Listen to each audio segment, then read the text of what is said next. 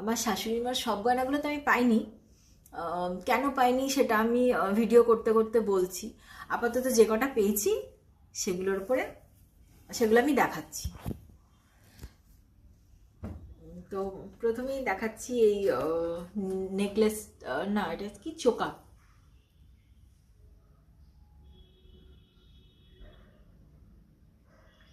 এই চোকারটার উপরে এরকম স্টোন দেওয়া আছে আর নিচে এরকম ঝালর দেওয়া আছে।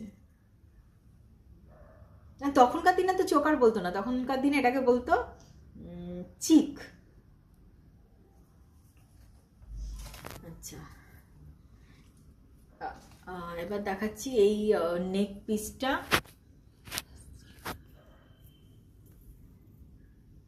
এটাকে কি বলে আমি জানি না, বোধহয় এটাকে হাসুলি বলে বোধহয়।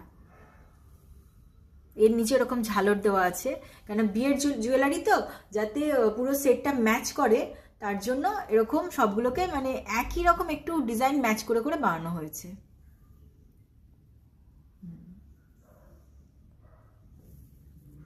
হাসুলি। এরপরে আছে এই নেকলেস। এরকম বিয়ের নেকলেস বোধহয় সবারই একটা করে থাকে, খুব কমন ডিজাইন। আমার বিয়ের নেকলেসটাও সেম ডিজাইন, শুধু এর নিচে একটা ঝুমকা টাইপের আছে, যে আমারটা এরকম নয়, আমারটা ফিক্সড। এখানটা এরকম ভি শেপ আর ফিক্সড, এটা হচ্ছে এরকম।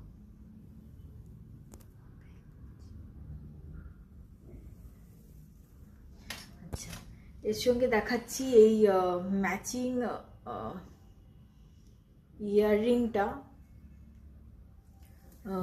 এই ইয়াররিংটারও ওপরে এরকম রেড স্টোন দেওয়া আছে, আর নিচে এরকম হাড়ে যেমন ছিল এরকম ঝালোর মতো দেওয়া আছে।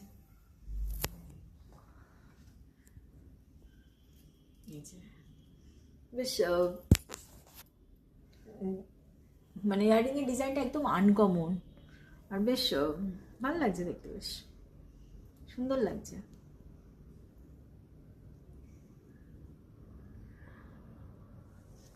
ডিজাইনটা হচ্ছে এরকম।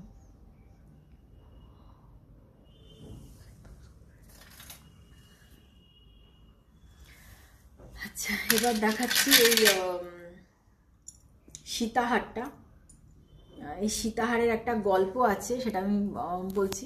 এটা হচ্ছে এই সীতাহারটা না অ্যাকচুয়ালি খুব ভারী, আর লুকসটাও একটু এই আফগানি জুয়েলারির মতো। এই যে লুকসটা